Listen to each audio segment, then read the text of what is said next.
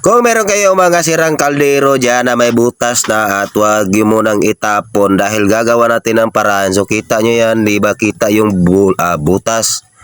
So ayan, gagawa natin ng paraan yan mga megs. So huwag nyo munang itapon at huwag nyo munang ipatimbang sa buti bakal.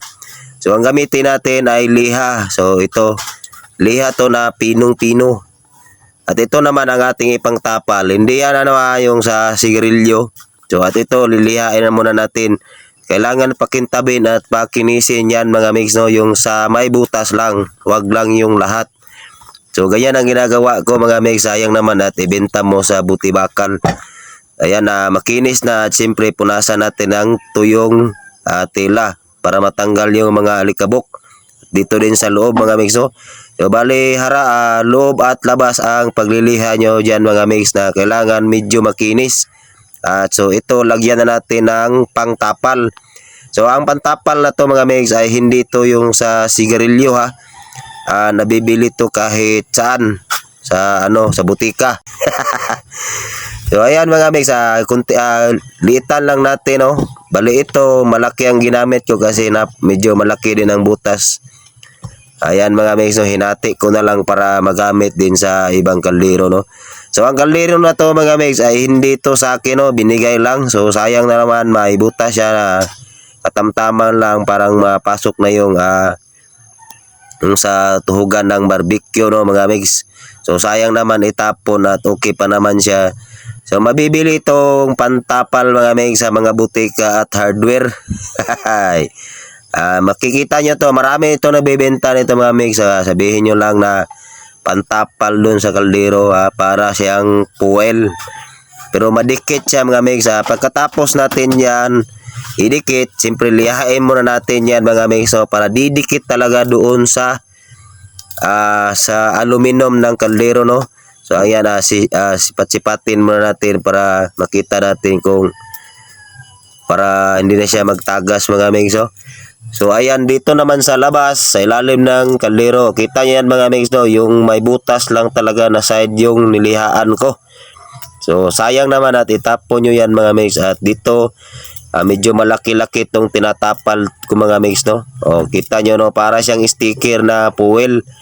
So iwan ko, nakalimutan ko ang tawag. Basta tanungin nyo yan lang sa mga butika yan mga mix So ayan, ilagay natin ang mabuti para masakop yung medyo malaki-laki.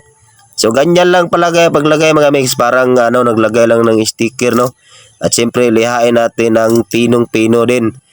Nililiha yan para didikit yung sticker o pangdikit sa kaldero doon sa aluminum din para hindi siya uumbok pantay pa rin siya So ayan, lihain nyo lang mga ilang minuto mga mix. So wag lang yung sobrahan dahil baka matanggal din yung parang fuel na pandikit dyan mga mix So ayan, ayos na, lihain muna natin ng konti. Bali yung mga kanto-kanto, unahin nyo.